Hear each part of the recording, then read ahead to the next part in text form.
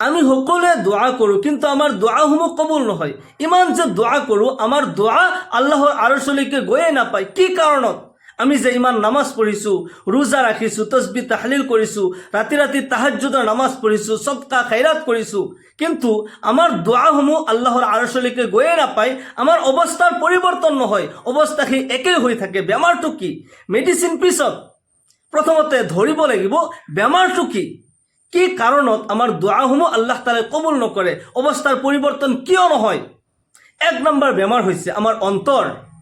আমাৰ অন্তৰ হিংসা কিনাৰ পৰা আমি বিৰত ৰাখিব লাগিব, পবিত্ৰ কৰিব লাগিব।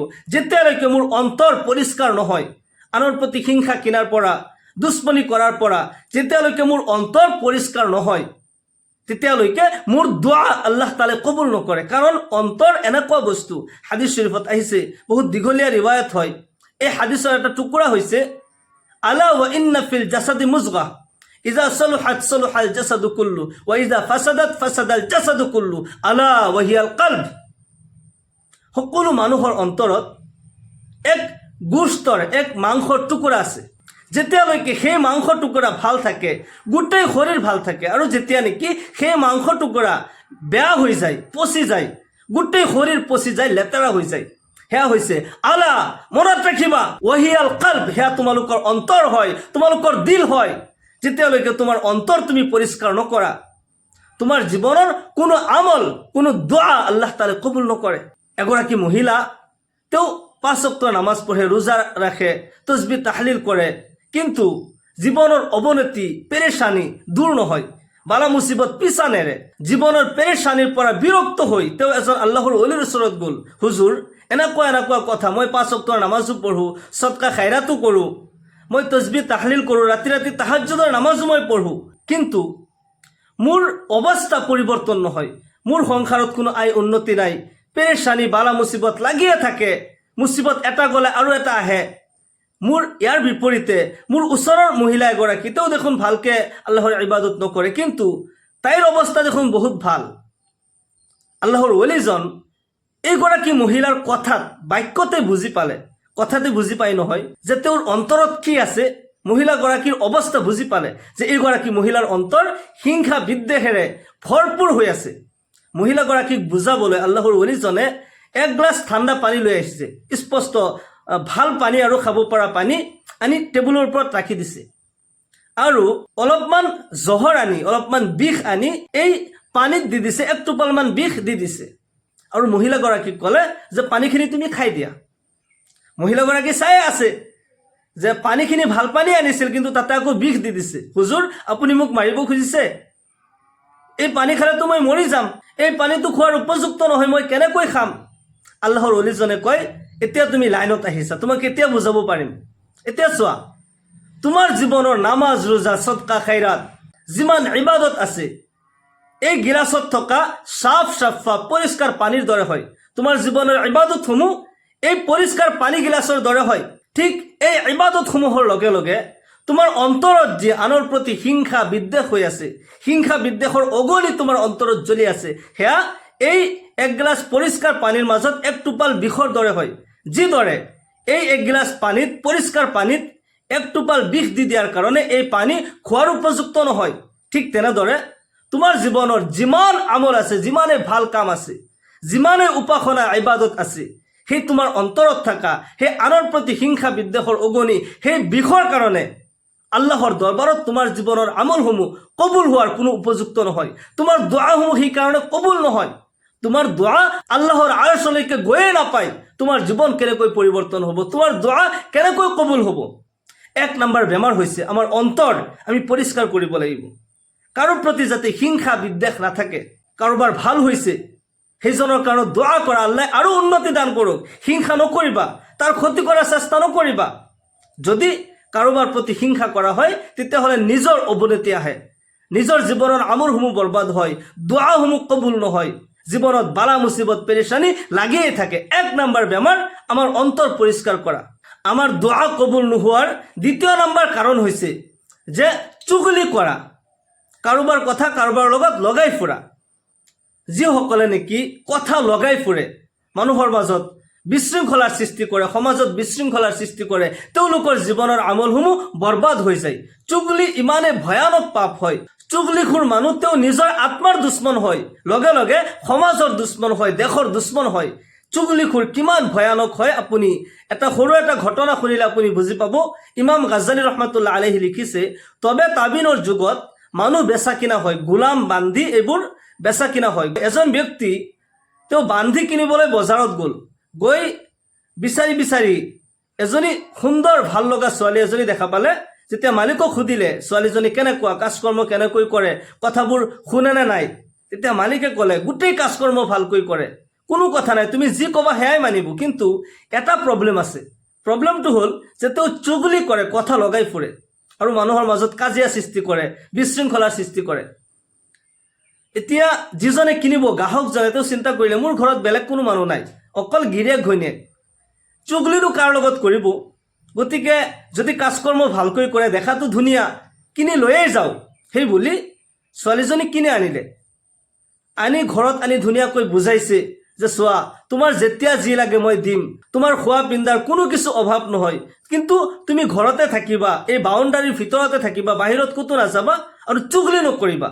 ঠিক আছে, কথাবোৰ মানি ল'লে আৰু ঘৰত আছে, কাজকৰ্ম কৰি আছে। প্ৰথম কিছুদিন ভালেই থাকিল, কিন্তু যিহেতুকে তেওঁৰ স্বভাৱ হয়, মানুহৰ স্বভাৱ কিন্তু সহজত সলনি নহয়, তেওঁৰ অন্তৰত সেই চুগলিৰ ফুল ফুটিল। এতিয়া আগতে য'ত আছিল, যি মালিকৰ ওচৰত আছিল, তাতে গাঁৱত বহুত মানুহ আছিল আৰু ইজনৰ কথা সিজনৰ লগত লগাই কাজিয়া সৃষ্টি কৰিব পাৰিছে, কিন্তু এই ঘৰততো কোনো মানুহ নাই, চুগলিনো কাৰ লগত কৰিব। এতিয়া ইহঁতৰ মাজতে কিবা চুগলি কৰিব পাৰে নেকি, তাৰে চেষ্টা কৰি আছে। ঘৈণীয়েকৰ ওচৰত গৈ কৈ আছে যে আপুনি মোক বহুত ভাল পায়, বহুত মহাব্বত কৰে, খানা পিনাই ভালকৈ দিছে, কিন্তু আপোনাক দেখিলে মোৰ বহুত বেয়া লাগে। বোলে কি হৈছে, কিয় ইমান বেয়া লাগিছে? তেতিয়া কৈ আছে আপোনাৰ গিৰিয়েকক আপুনি ইমান ভাল পায়, ইমান মহাব্বত কৰে, কিন্তু তেওঁ দেখোন অমুক মহিলাগৰাকীক ভাল পায়, তেওঁক বোলে বিয়া পাতিব, আপোনাক ভাল নাপায়, মহাব্বত নকৰে, এইবোৰ দেখুওৱা হয়। মই বেলেগৰ পৰা শুনা নাই, মই নিজ চকুৰে দেখিছোঁ, নিজ কাণেৰে শুনিছোঁ। চুগলিখোৰ মানুহবিলাকে কথা কওঁতে এনেকৈ ক'ব যে মই নিজে দেখিছোঁ, নিজ চকুৰে দেখিছোঁ, নিজ কাণে শুনিছোঁ, মই নিজে উপস্থিত আছিলোঁ, এনেকৈ কথাবিলাক ক'ব যাতে আপুনি বিশ্বাস কৰি লয়। এইফালে ঘৈণীয়েকৰ মনত জুই জ্বলাই দিলে, আকৌ আহিছে, আহি গিৰিয়েকৰ ওচৰত গৈ কৈ আছে মখা হয়, আপুনি মোক ইমান ভাল পায়, ইমান মৰম কৰে, কিন্তু আপোনাৰ প্ৰতি মোৰ বহুত ভয় লাগে, বেয়া লাগে, মোৰ ভয় হয় যে আপোনাৰ কেতিয়া কি হৈ যায়। তেতিয়া মানুহজন কঁপি উঠিল, কি হৈছে? তেতিয়া কয় যে আপোনাৰ ঘৈণীয়েকে অমুক মানুহক ভাল পায়, অমুকজন ব্যক্তিৰ লগত বোলে পলাই যাব, এতিয়া আপুনি খালি ৰাস্তাৰ কাটা হৈ আছে, আপোনাক ৰাস্তাৰ পৰা ছাইড কৰাৰ চিন্তা কৰি আছে, আপুনি অলপ সাৱধানে থাকিব, মোৰ কথা আপুনি যদি বিশ্বাস নকৰে নিজে পৰীক্ষা কৰি চাব। এই কথা কৈ অন্তৰত ভয় লগাই দিলে।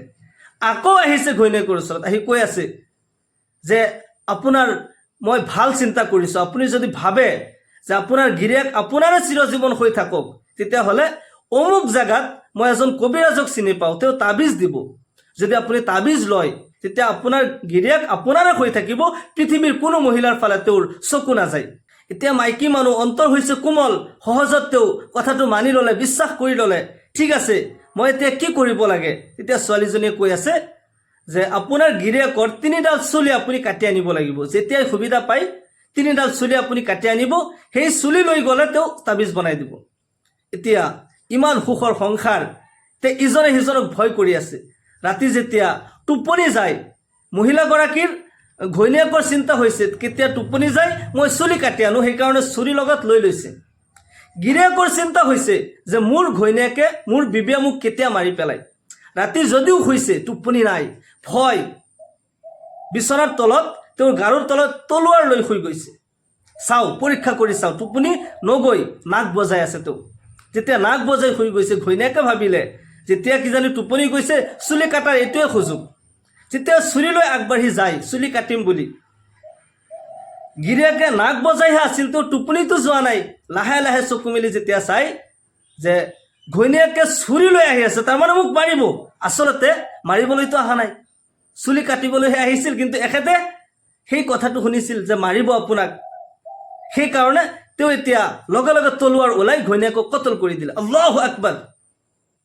পিছদিনা শুহুৰ ঘৰৰ মানুহে যেতিয়া গম পালে যে আমাৰ ছোৱালী মাৰি পেলাইছে, তেওঁলোকে আহি জোৱায়েকক মাৰি পেলাইছে। এই দেখি এইখন গাঁও সেইখন গাঁৱৰ মানুহৰ লগত কাজিয়া লাগি গ'ল, তেজৰ নৈ বৈ গ'ল। কিহৰ কাৰণে হ'ল? সেই চুগলিখোৰ ছোৱালীজনীৰ কাৰণে। চুগলি ইমানেই ভয়ানক পাপ হয় যে তেওঁ নিজৰ আত্মাৰ দুশ্মনটো হৈয়ে সমাজৰ দুশ্মন হয়। আৰু যেতিয়া কোনো মানুহে চুগলি কৰে, তেওঁলোকৰ কথা বিশ্বাস কৰিব নালাগে, স্পটত প্ৰমাণ কৰিব লাগে। তুমি ক'ত শুনিলা, ক'ত দেখিলা, সেইজনক মাতি আনা, প্ৰমাণ কৰোঁ, তেতিয়া তেওঁ শিক্ষা পাই যায়। আমি তেওঁলোকক স্থান দিব নালাগে। আৰু এই চুগলি কৰিলে নিজৰ জীৱনৰ আমলসমূহ বৰবাদ হৈ যায়। হাদিছ শৰীফত আহিছে, বান্দাই কেতিয়াবা এনেকুৱা কিছুমান সৱাবৰ কাম কৰে, এনেকুৱা কিছুমান মৰ্যাদাপূৰ্ণ কাম কৰে যে তেওঁৰ সন্মান বহুত বৃদ্ধি হৈ যায়, আল্লাহ তাআলাৰ মকবুল বান্দা হৈ যায়। আকৌ কিছুমান পাপ কৰাৰ কাৰণে তেওঁৰ গোটেই আমলসমূহ বৰবাদ হৈ যায়।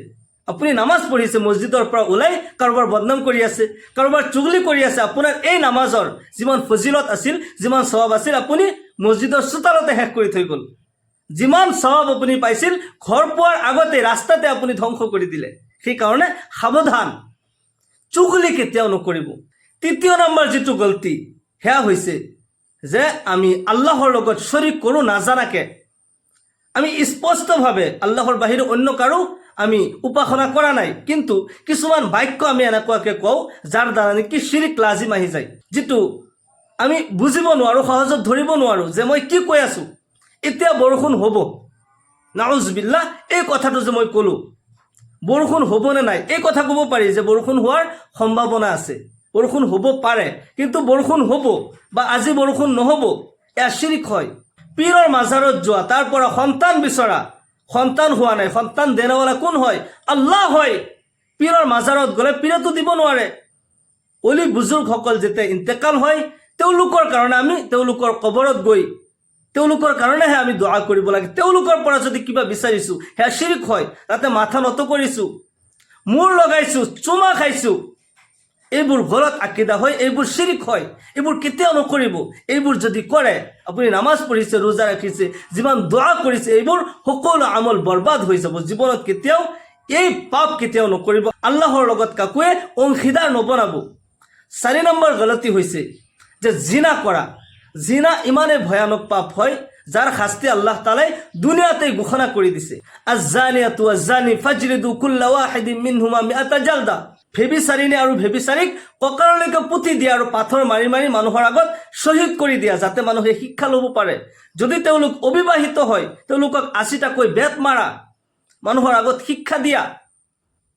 আৰু এই জিনাকাৰী পুৰুষ মহিলাসকলৰ কাৰণে কিয়ামতত দৰ্দনাক আজাব হয়। এগৰাকী জিনাকাৰী মহিলাৰ ভেবিচাৰিণীৰ পেটত জুইৰ সন্তান দি দিয়া হ'ব। সেই জুইৰ সন্তানে কলিজা পৰ্যন্ত চুবাই থাকিব, নাউজুবিল্লাহ। এনেকুৱা ভয়ানক আজাব কিয়ামতত তেওঁলোকক দিয়া হ'ব। সেইকাৰণে এই ভয়ানক পাপসমূহ, আমি যদি এনেকুৱা পাপত এতিয়াও লিপ্ত হৈ আছোঁ, সময়ত আমি তওবা কৰোঁ, ইয়া আল্লাহ, মই জীৱনত কেতিয়াও এনেকুৱা ভয়ানক পাপ নকৰোঁ যি পাপৰ দ্বাৰা আমলসমূহ বৰবাদ হৈ যায়, দোৱা কবুল নহয়, ইহকাল পৰকাল বৰবাদ হৈ যায়। আল্লাহ তাআলা আমাক সকলোকে বেছি বেছিকৈ আল্লাহৰ ইবাদত কৰাৰ তৌফিক দান কৰক, বেছি বেছিকৈ তওবা কৰাৰ, ইস্তিগফাৰ পঢ়াৰ তৌফিক দান কৰক। সকলোকে আল্লাহুম্মা আমিন।